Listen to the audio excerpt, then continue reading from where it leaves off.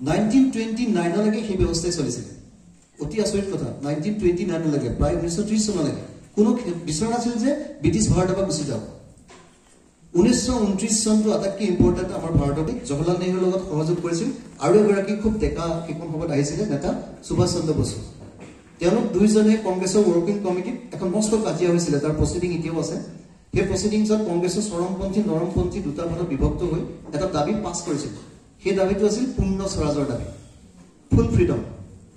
অৰ্থাৎ ব্ৰিটিছে সম্পূৰ্ণভাৱে ভাৰতক স্বাধীনতা দিব লাগিব সেই দাবীটো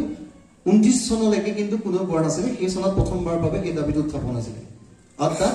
কৰাচী যিটো কংগ্ৰেছ আছিলে তাত কৈছিল যে আমি ভাৰতৰ স্বাধীনতা দিৱসটো এতিয়া নতুনকৈ পালন কৰিম সেই হিচাপত এখন নতুন ভাৰতৰ জাতীয় পতাকা বনাবলৈ দিয়া হৈছিল আৰু সেইখন জাতীয় পতাকা এতিয়াও আমাৰ বহুত ছাত্ৰ ছাত্ৰীয়ে স্বাধীনতা সংগ্ৰামৰ যেতিয়া আমি প্ৰচেছন কৰোঁ সেইখন ইউজ কৰোঁ সেম আছিল কালাৰ তিনিটা মাজত জতৰটো আছিল সেই জাতীয় পতাকাখন 1930 চনৰ 26 জানুৱাৰী যিদিনাখন কংগ্ৰেছৰ অধিৱেশন শেষ হৈছিলে সেইদিনাখন কংগ্ৰেছৰ সভাপতি জৱাহৰলাল নেহৰুৱে প্ৰথমবাৰৰ কাৰণে উত্তোলন কৰিছিল আৰু কৈছিলে এইখনেই আমাৰ স্বাধীন ভাৰতৰ প্ৰথম পতাকা আৰু প্ৰতি বছৰে 1930 চনৰ পৰা 26 জানুৱাৰী দিনটো ভাৰতৰ স্বাধীনতা দিৱস হিচাপে আমি পালন কৰিম after that every year 26 January was celebrated by National Congress as Independence Day যদি ভাৰত স্বাধীন হোৱা নাছিল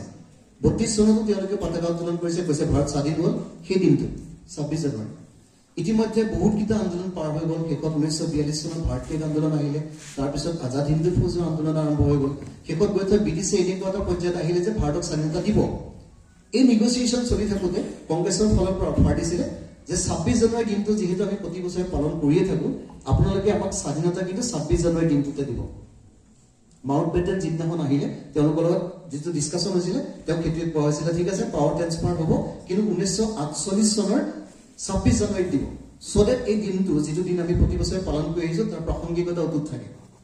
কিন্তু সেইটো সময়তে ভাৰতখন বিভাজনৰ প্লেনটো লৈ পেলাই খুব গণ্ডগোল হ'ল গোটেই দেশত আমি সকলোৱে এইটো কথা জানো হঠাৎ বিভাজন কৰিবলগীয়া হ'ল সিচুৱেশ্যন আউট অফ কণ্ট্ৰল হৈ গ'ল মাউণ্ট বেটেনৰ কণ্ট্ৰলত একো নাথাকিলে আৰু ভাবিলে এখন গোটেই গণ্ডগোলটো মোৰ ওপৰত পৰিব এতিয়া চ' মাউণ্ট বেটেনে হঠাৎ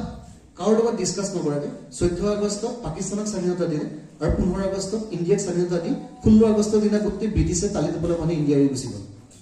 ইণ্ডিয়ান মানুহে ৰেডিঅ'তহে গম পাইছে যে ভাৰত স্বাধীন হ'ল মেক্সিমাম মানুহে মেপখনেই পোৱা নাই বিকজ ৰেড ক্লিফ যিখনে ডিভিজন কৰিছিলে তেওঁৱে মেপখন হেণ্ড অভাৰ কৰা নাই কাকো গতিকে এই ওপৰত চিনেমাও বনিছে গোলাপ জান বুলি এনেকুৱা বেগম জান এখন ফিল্ম আছে এইটোৰ ওপৰত তেওঁ গমেই নাপায় যে ঘৰটো ভাৰত পৰিলে পাকিস্তানত পৰিলে এতিয়া 15 আগষ্ট যিহেতু অলৰেডি দিলেই দিনটো ভাল পাওক বা বেয়া পাওক এইটো ভাৰতৰ হিষ্ট্ৰীত লিপিবদ্ধ হৈ গ'ল গতিকে ভাৰতৰ স্বাধীনতা দিৱস 15 আগষ্ট হৈ গ'ল তো পিছৰ বছৰ 15 আগষ্টই স্বাধীনতা দিৱস হ'ল তেতিয়াহ'লে 26 জানুৱাৰী দিনটো কি কৰিব এতিয়া যিটো যোৱা 20 বছৰ ধৰি কংগ্ৰেছে উদযাপন কৰি আহিছে ভাৰতৰ স্বাধীনতা দিৱস হিচাপত দিনটোৰ প্ৰাসংগিকতা নাইকিয়া হৈ গ'ল আৰু সেইখিনি সময়তে হিষ্ট্ৰীত নতুন এটা ঘটনা হ'ল যে ভাৰত স্বাধীন হ'ল দেশখন কেনেকৈ চলিব সেইকাৰণে গোটেই ভাৰতৰ যিখিনি লিডাৰ আছিল সেই লিডাৰখিনিক লৈ এখন সভা গঠন কৰিলে নাম দিলে সংবিধান সভা সেই সভাত দায়িত্ব দিলে যে গোটেই ভাৰতৰ কাৰণে এখন সংবিধান ৰচক আৰু সেইমতে দেশখন চলিব জাষ্ট লাইক আমি গোটেইবোৰ গৈ পেলাই বেলেগ এখন পথাৰত গৈ পেলাই উপস্থিত হৈ পেলাই ডিচিশ্যন ল'লোঁ যে আজিৰ পৰা আমি এখন তাত কলেজ খুলিম এতিয়া কলেজখন খুলিবৰ কাৰণে ৰুটিন এখন বনাব লাগিব তো আমি অপৰ্ণা বৰাগী বাইদেউক মাতি পেলাই ক'লে আপুনি ৰুটিনখন লিখক সেনেকুৱা নিচিনা কথা গতিকে আম্বেদকাৰক দায়িত্ব দিলে দি পেলাই ক'লে যে আপুনি লিখক প্ৰায় 3 বছৰ সেইখন লিখা হ'ল লিখা হোৱাৰ পাছত 46ৰ পৰা এই দিনটো 1949 চনৰ 26 নৱেম্বৰত লিখা হৈ গ'ল প্ৰিণ্টিং হৈ গ'ল সেইদিনাখন চবেই চহী কৰিলে হ'ব লাগিছিল পিছদিনাখনৰ পৰা ইমপ্লিমেণ্ট তেতিয়া কেইজনমানে প্ৰস্তাৱ দিলে সংবিধান সভা মিটিঙত তাৰ প্ৰচিডিং এতিয়াও এভেইলেবল হৈ আছে যে যিহেতু 26 জানুৱাৰীলৈ আৰু মাত্ৰ 2 মাহ আছে গতিকে আমি 2 মাহ ৱেইট কৰিব নোৱাৰিমনে যাতে সেই 26 জানুৱাৰী দিনটো আমি আকৌ প্ৰাসংগিক কৰিব পাৰোঁ তেতিয়া বহুত কেইজনে অপ'জ কৰিলে নহয় আজি চহী কৰিছোঁ কাইলৈ পাই হ'ব কিন্তু মেজৰিটিয়ে ক'লে ঠিকে আছে এইটো এটা লিগেচি আছিলে আমাৰ 20 বছৰৰ যিটো ব্ৰিটিছে হঠাৎ দি থৈ যোৱাৰ কাৰণে আমি ডেটটো মিলাব নোৱাৰিলোঁ গতিকে আমি 2 মাহ ৱেইট কৰি দিম একো প্ৰব্লেম নহয় 26 নৱেম্বৰত চহী কৰিলোঁ হয় কিন্তু আমি সেইখন ইমপ্লিমেণ্ট কৰিম 2 মাহ পাছত তো সেই হিচাপত 1950 চনৰ 26 জানুৱাৰীৰ পৰা ইমপ্লিমেণ্ট হৈছে চ' ডেট সেই দিনটো আমাৰ স্বাধীন ভাৰতত প্ৰাসংগিক হৈ থাকে সেনেকৈ যোৱা 70 বছৰমান ধৰি চলিলে আৰু আটাইতকৈ অপ্ৰাসংগিক হৈ গ'ল এই ডেটটো 1949 চনৰ 26 নৱেম্বৰ এতিয়া হঠাৎ বহুতো সংবিধান পঢ়া মানুহবিলাকে ফিল কৰিছে যে প্ৰিএম্বুলত ডেটটো আছে এইটো ডেট আমি কিয় উদযাপন নকৰোঁ এই ডেটটোটো এটা জন্মদিন ফৰ্মেট জন্মদিন এইটোৱে হয় গতিকে ভাবিলে আমি সেই ডেটটো আমি এটা দিৱস হিচাপে পালন কৰোঁ তো নতুন নাম এটা দিছে সংবিধান দিৱস চ' উই হেভ স্বাধীনতা দিৱস উই হেভ গণৰাজ্য দিৱস আৰু এইটো হৈ গ'ল সংবিধান দিৱস গতিকে সংবিধান দিৱসৰ প্ৰাসংগিকতা থাকে তাৰ মই হিষ্ট্ৰীটো কৰোঁ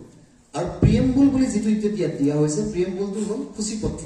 যেনে আমি কিতাপখন লিখিলে কিতাপখন কিহৰ ওপৰত লিখা হয় ওপৰত এটা সূচীপত্ৰ থাকে তো প্ৰিয়েম্বুল বেচিকেলি সূচীপত্ৰ আৰু বহুতে কয় it is a identity card of the constitution এখন যদি পঢ়ে সংবিধানখন পঢ়িব নালাগে ইয়াত বেচিকেলি দুটামান ৱৰ্ড থাকে যিকেইটা বোল্ডত দিছে আপোনালোকে দেখিছে এখন লিখোতে কিছুমান স্মল লেটাৰ ইউজ কৰিছে কিছুমান বোল্ড লেটাৰ ইউজ কৰিছে নট বিকজ প্ৰিণ্টিং মিষ্টেক হৈছে ইণ্টেনশ্যনেলি বোল্ড লিখিছে কাৰণ সেইটোৱে বুজাইছে তাৰ গুৰুত্ব বহুত বেছি প্ৰথম যেটো ৱৰ্ড দিছে উই দ্য পিপল অফ ইণ্ডিয়া তাৰমানে সংবিধানখন কোনে লিখিব ভাৰতৰ জনসাধাৰণে লিখিছে এখন বেলেগৰ পৰা জাপি দিয়া নহয় কোনোবাই আমাক জোৰকে দিয়া বস্তু নহয় আমি ডিচিশ্যন লৈছো এখন আমি লিখিছো having solemnly resolved to constitute India আমি ভাৰতৰ জনগণৰ অন্তৰে সৈতে ভাৰতখনক আমি বিচাৰিছো এনেকুৱা প্ৰতিষ্ঠা কৰিব কাৰণে কেনেকুৱা সবৰেইন হ'ব ফাৰ্ষ্ট কাৰো তলত নাথাকিব স্বাধীন হ'ব সোশ্যালিষ্ট হ'ব সমাজবাদী হ'ব সেকুলাৰ হ'ব ধৰ্ম নিৰপেক্ষ হ'ব ডেমক্ৰেটিক হ'ব গণতন্ত্ৰ চলিব আৰু ৰিপাব্লিক হ'ব গণৰাজ্য হ'ব ইয়াৰে কিন্তু এই দুটা ৱৰ্ড আম্বেদকাৰৰ সংবিধানত নাছিলে সোশ্যালিষ্ট এণ্ড সেকুলাৰ এই দুটা ৱৰ্ড 1976 ত 42তম সংবিধান সংশোধনী কৰিবলৈ অন্তৰ্ভুক্ত কৰা হৈছিল এটা এমেন্ডমেন্ট প্ৰচিডিউৰ বুলি কয় কিন্তু অৰিজিনেল আছে সবৰেইন ডেমক্ৰেটিক ৰিপাব্লিক সবৰেইন মানে কাৰো তলত নহয় ডেমক্ৰেটিক মানে আমাৰ যোন ৰজা হ'ব আমি চুজ কৰিম কোন ৰজা হ'ব তো আমি এটা কনসেপ্ট দিও যেটো আমি ভোট বুলি কওঁ ভোট মানে বেলেগ একো নহয় মোৰ সন্মতি আছে যে তেওঁ মোক চলাব ৰিপাব্লিক হ'ল ৰাষ্ট্ৰপতি বিদেশ ৰাষ্ট্ৰপতি হ'ব নহয় প্ৰাইম মিনিষ্টাৰ বিদেশ প্ৰাইম মিনিষ্টাৰ হ'ব এইকেইটা হ'ল বেসিক কনসেপ্ট ভাৰতখন এইমতে চলিব আৰু ইয়াত এইকেইটা প্ৰিন্সিপল চলিব প্ৰথম হ'ল আমাৰ ইয়াত জাস্টিস থাকিব লাগিব ন্যায় থাকিব লাগিব ন্যায় তিনটা সোশ্যাল ইকোনমিক পলিটিক্যাল সামাজিক ন্যায় হ'ল উচ্চ নিচ জাতিভেদ থাকিব নোৱাৰিব ইকোনমিক জাস্টিস হ'ল বেছি ধনী বেছি দুখীয়া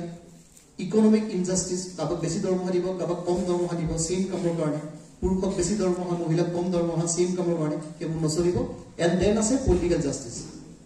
ডিসিয়ে হওক ৰিক্সালাই হওক এটা মানুহ এটা ভোট এইটো কয় জাস্টিস আৰু ইয়াৰ যদি অন্যথা হয় ইনজাস্টিস হ'ব প্ৰিয়েম্বুলৰ মতে দেন আছে liberty of thought expression belief faith and worship মোৰ লিবাৰ্টি থাকিব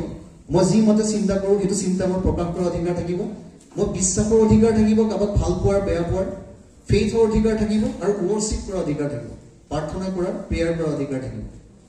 ইকুৱেলিটি থাকিব ষ্টেটাছ এণ্ড অপৰচুনিটি এইটো বহুত ইণ্টাৰেষ্টিং ৱৰ্ড কিন্তু মই ছাত্ৰ ছাত্ৰীসকলক কৈছোঁ বিশেষকৈ তোমালোকে চাবা ইকুৱেলিটি দিছে ষ্টেটাছৰ সব সমান ষ্টেটাছৰ হ'ব কিন্তু অপৰচুনিটিহে দিছে সেইকাৰণে পৰীক্ষা চবৰ কাৰণে 3 ঘণ্টা দিয়ে কিন্তু মাৰ্ক কিন্তু চবকে সমান নিদিয়ে কোনোবাইতো ডিমাণ্ড কৰিব পাৰে যে পৰীক্ষাত যে আমাৰ প্ৰিয়েম্বুলত ইকুৱেলিটি লিখা আছে তাক কিয় 70 মাৰ্ক দিলে মোক কিয় 30 মাৰ্ক দিছে ইণ্টাৰভিউ আমি দিব আহিছোঁ তাক কিয় চাকৰিটো দিলে মোক কিয় নিদিলে বিকজ তোমাক সুবিধাটো দিয়া হৈছে ৰিজাল্টটো ইকুৱেলিটি ডিমাণ্ড কৰিব নোৱাৰে ওকে দেন আছে and to promote among them fraternity হ'ল ভাতৃত্ববোধ আমি যিমান ভাৰতৰ নাগৰিক আছো আমাৰ মাজত ভাতৃত্ববোধ থাকিব লাগিব তাত এইটো বস্তু থাকিব লাগিব dignity of the individual and the unity and integrity of the nation আমি এনেকুৱাকে ভাতৃত্ববোধ থাকিম যাতে আমাৰ সন্মানটো চবৰে থাকে সব জনগোষ্ঠী সব জাতীয়তাবোধৰ সব ধৰ্মীয় নাগৰিকৰ নিজস্ব পৰিচয় নিজস্ব সন্মান থাকিব লাগিব আৰু শেষত কৈছে আজিৰ পৰা ইন দিছ কনষ্টিটিউয়েণ্ট এছেম্বলি যদি এখন আমাৰ সংবিধান সভা হয় আজিৰ পৰা আমি এই 26 নৱেম্বৰ 2049 পৰা আমি নিজকে হিয়াৰ বাই আজিৰ পৰা কপি দিলো এডপ্ট কৰিলো এনেক্ট কৰিলো and give to our self এইটো আটাইতকৈ ইম্পৰ্টেণ্ট শব্দ আমি নিজকে সংবিধানত কপি দিলো দ্যাটছ ওয়াই কোনোবা সংবিধানগতভাৱে যদি কাৰোবাক মৃত্যুদণ্ড দিয়ে তাৰ মাক বাপেকে আহি পেলাই জাজটোৰ এগেইনষ্টত প্ৰতিবাদ নকৰে কাৰণ তেওঁ অলৰেডি নিয়মটো থপি দিছে তেওঁ সেইটো ডিনাই কৰাৰ অধিকাৰ নাই কাৰণ আমাৰ পূৰ্বপুৰুষে আমাৰ কাকা দেউতাহঁতে ইয়াত চহী কৰি থৈ গৈছে গতিকে এইখনেই হ'ল মূল ভাৱ আৰু এইখন চেঞ্জ কৰিব পাৰে নে নোৱাৰে এইটোৰ ওপৰত বহুত ধৰণৰ কণ্ট্ৰভাৰ্চি হৈছে এইটো 76ত চেঞ্জ কৰি দুটা ৱৰ্ড ইউজ কৰিছে ইণ্টিগ্ৰিটি শব্দটো ইউজ কৰিছে কিন্তু এতিয়া কিন্তু এই বস্তুটো চেঞ্জ কৰাটো বহুত কমপ্লিকেটেড কাৰণ এটা কোৰ্টত কেছ হৈ গৈছে আৰু যিবিলাকে কম্পিটিটিভ পৰীক্ষা দিছে তোমালোকে মনটো খুব ভাল এই ৱৰ্ডটো কেশৱানন্দ ভাৰতী কেছ বুলি এটা মানে সুপ্ৰিম কোৰ্টত কেছ হৈছিল তাত সুপ্ৰিম কোৰ্টে ৰায় দিছে দিছ বেচিক ষ্ট্ৰাকচাৰ এইটো বেচিক ষ্ট্ৰাকচাৰ বুলি কৈছে যদি এই অডিটৰিয়ামটো খুঁটাবোৰ বেচিক ষ্ট্ৰাকচাৰ কিন্তু ইয়াত যিবোৰ টাইলছ লগাইছে তাৰ কালাৰটো বেচিক ষ্ট্ৰাকচাৰ নহয় এইটো মই প্ৰিন্সিপাল চাই চেঞ্জ কৰিব পাৰে কিন্তু খুঁটাকেইটা চেঞ্জ কৰিব নোৱাৰে তো কৈছে সংবিধানৰ এই বেচিক ষ্ট্ৰাকচাৰটো চেঞ্জ কৰিব নোৱাৰিব বাকীবোৰ চেঞ্জ কৰিব পাৰে এইটো কেশৱানন্দ ভাৰতী কেছত এইটো অলৰেডি জাজমেণ্ট হৈ গৈছে গতিকে this preamble cannot be change at present এইটো কাৰণে গোটেই সংবিধানেই চেঞ্জ কৰি পেলাব লাগে গতিকে এইটোৱে হ'ল সংবিধানৰ তাৎপৰ্য আৰু ইয়াৰ যদি যিটো বেছিক কনচেপ্ট চবেই বুজি পায় সংবিধানখন এক্সট্ৰাকে পঢ়িব নালাগে যদি কোনোবাই চাকৰি চেম দৰমহা পাই পেলাই চেম মাৰ্কছ পাই চাকৰি পোৱা নাই তেতিয়াহ'লে ৰাইট টু ইকুৱেলিটি ভাইলেট হৈছে ইয়াত কাৰোবাক যদি উচ্চ নীচ হিচাপত কৈছে আনটাচেবল হিচাপত গণ্য কৰিছে বেলেগ জাতি বুলি তুচ্ছ তাচ্ছিল্য কৰিছে ছ'চিয়েল জাষ্টিছ ভাইলেট হৈছে গতিকে ইয়াতে গোটেই সাৰটো আছে গতিকে এইখিনিয়ে কথা মই তাতকৈ বৰ বেছি ক'বলৈ নাযাওঁ আমি খালি দুটা বস্তু মনত ৰাখিব লাগে কিয় 26 নৱেম্বৰ দিনটো থকা স্বত্তেও 26 জানুৱাৰীলৈ গ'ল আৰু এই দিনটোৰ প্ৰাসংগিকতা কিয় আছে